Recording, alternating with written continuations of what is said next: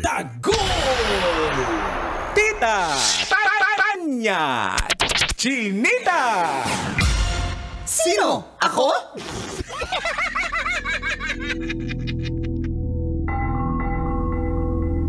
Maayong adlaw, Luzon, Visayas at Mindanao.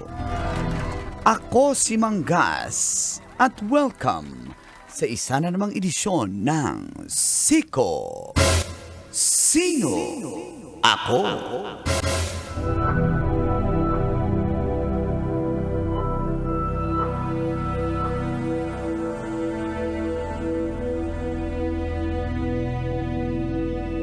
Marami ang di makapaniwala, lalo na ang kanyang mga taga-suporta sa pagbago ng kanyang physical appearance. Ito ay walang iba kundi ang singer, actress na si Mandy Moore.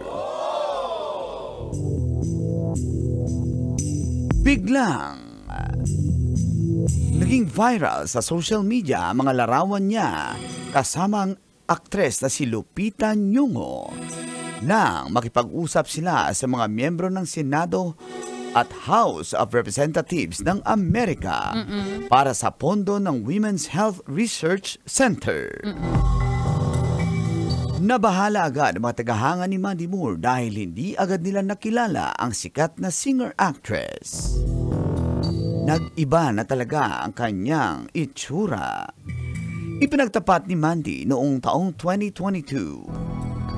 Ang kanyang karamdaman ay autoimmune disease na immune thrombocytopenic purpura o pagkakaroon ng mababang platelets.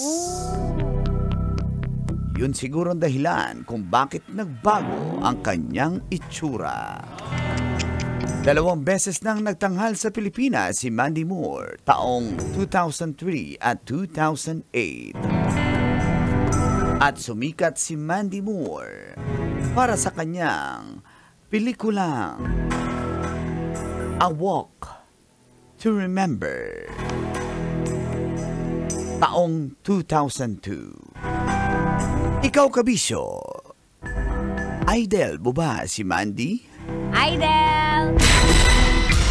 Sino? Ako? Kailangan pa bang i-memorize yan?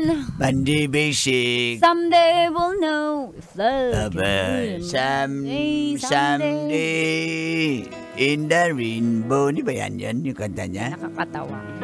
Di naman ako na-joke. Nagtanong, tumawa ka doon. 90 miles outside Chicago Bulls. Maniwala na sana kung may Chicago Bulls. Hindi naman ako nag-joke eh. Joke yun eh. Tumawa ka. 3 years later, you're still on my mind. Whatever. Yan ba si Mandy Moore? Ha? O, si Mandy Moore Yung yun. isa pa, yung Only Hope. Ayan, ito yung pinakasikat niya eh.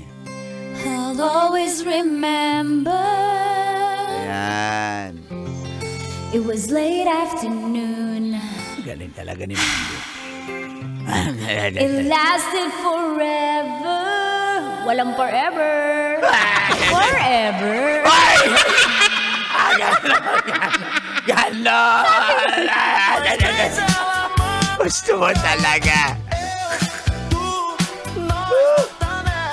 Yun lang. Nakakamiss naman. Alam mo, namimiss ko na era yung early 2000. Totoo yan. Napanood ko yan eh. Na gumagawa kami ng thesis ng best friend ko. Tapos, busy ako doon. Nagtatype ako, nagtatranscribe. Siya nanonood ng A Walk to Remember. Wala kami ibang movie kasi dati CD. Kung anong CD meron kayo, napanonood mo. Totoo. Di ba? So, nakakamiss. pero Saka yung iba awak to itsura niya. Oo, diba nakita ko siya. Tapos sabi ko, may sakit to. Yung ganong payat kasi, hindi normal na magiging skin tapos bones na agad. Parang ganun eh. Yung mga tao naman, yung mga tao, no, talaga, yung mga, especially yung mga netizens, ano talaga, pag nag-comment talaga, hindi nag-iisip, parang, ang pangit nangyari. Paano kung may sakit ka? Gusto mo ba pag may sakit ka, gaganunin ka? Ang pangit mo, buto-buto ka na, sobrang payat mo.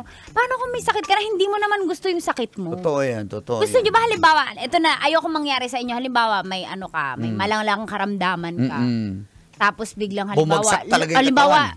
Halimbawa yung goiter na lang eh. Diba? I-post Tas mo yan lalaki. sa Facebook. Alam mo makukuha niyang bash. Hala, parang nakalunok ng ano.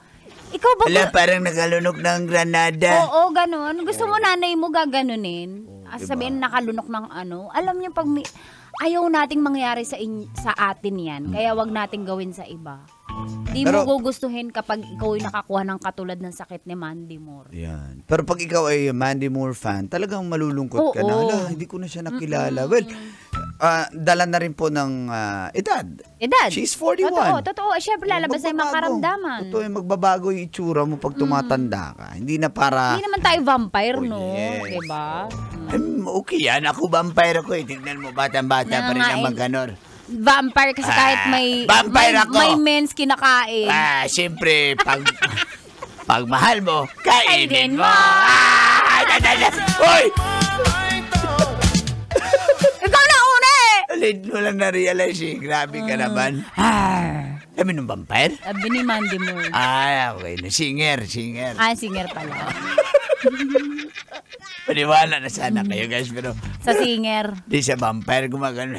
Wala namang ganun. Ano sabi ng ng vampire? Ha? Ano ba sabi? Ble, ble, ble. Diba ganun naman yun eh. Si Drac.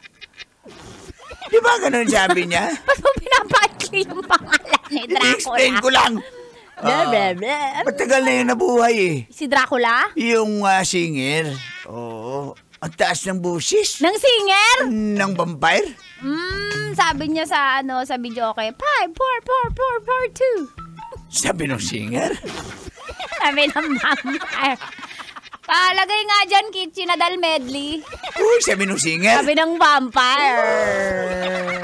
Palagi talaga kisinadalmin. Hindi nawawala sa singer. Ay, nako. Sa paborito ng singer. Di paborito ng vampire. Paborito ni Derek Pill yan. Yung singer. Yung vampire.